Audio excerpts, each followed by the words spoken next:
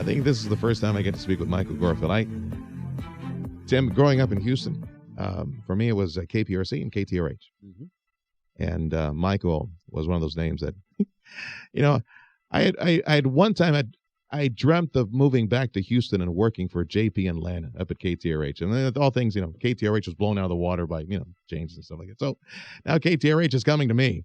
The high-tech Texan, Michael Garfield, joining us on 710 KURV with the lessons learned from the iCloud breach. So the lesson learned is, first off, don't take any naked nudies, right? That's number one. You're right. Yeah. Number two, sadly, is stay off the internet. Man, because it is scary. And don't upload those as well. So was this truly a breach of iCloud, though, or was this somebody that had the previous, codes and stuff and passwords and got all this information? It's tough to tell. Apple's telling their own story. They're spinning it their own way. Because that's what Apple's saying, right? They're saying this was not a breach of iCloud. That's what they're saying, right?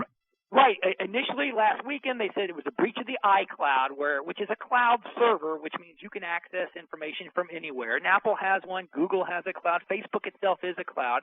Apple came out 2 days ago and said, wait a minute, no, it's all safe. The cloud wasn't breached, but hackers were targeting specific celebrities, the Kate Uptons and Jennifer Lawrences, and they got into their specific accounts and got their photos. Either way, the fact is now every company and every person does need to be on watch and on alert that whatever you have on your phones now and on your tablets certainly could be automatically uploaded to the cloud. Yeah, because we rely on that as a backup. I mean, there's family pictures and personal notes and business information, and the phone is constantly pressing me now that I subscribed. So it's constantly reminding me, by the way, you need to upload, or you're running out of space. You need to upload that information, and it's part of the product. It's part of the daily routine. So can we trust it?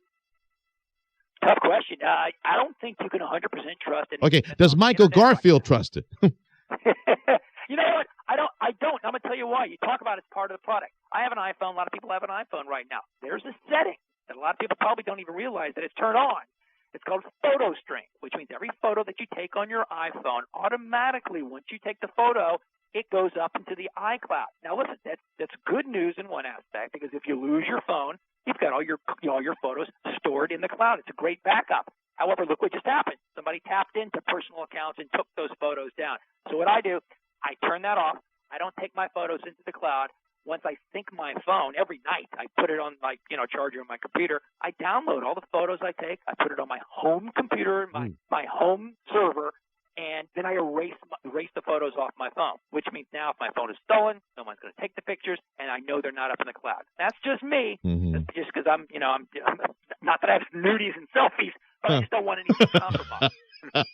Nobody would take those anyway. You never know. There's something for everyone in this world, Mike. There might be a fan base out there that wants something like that. Yeah, there might be some money in it for you.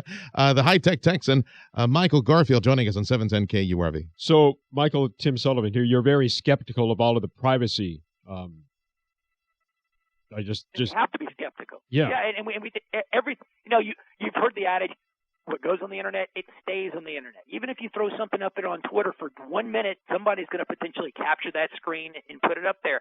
It's a great lesson for kids, but now this isn't child's play. I mean, we're talking, celebrities, and it's the consumers. Every single person needs to be concerned about all the information you have on your phones. It used to be all the information on your home computer. Now it's everything. We live in a mobile society, and so we take those photos, we have videos.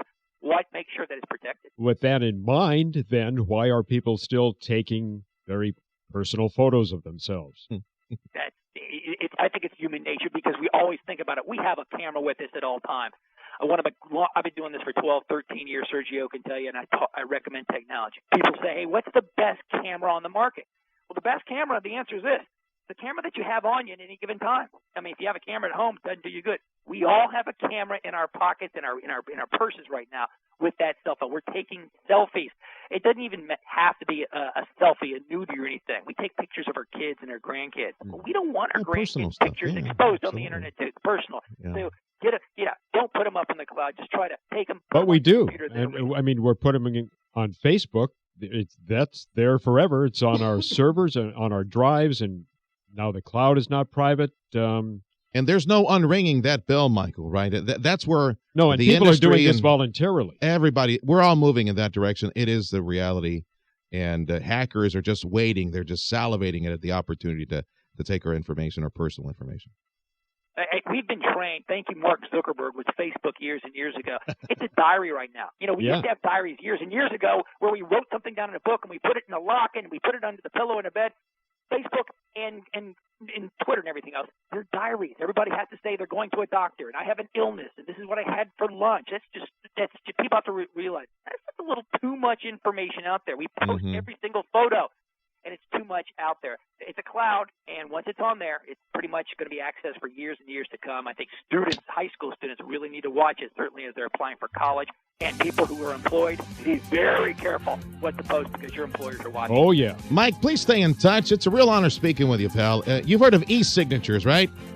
Absolutely. I'm going to ask for an e-autograph right now from you. If you just press go, and that way I get the autograph from Michael Garfield, the high-tech Texan, joining us on 710 KURV.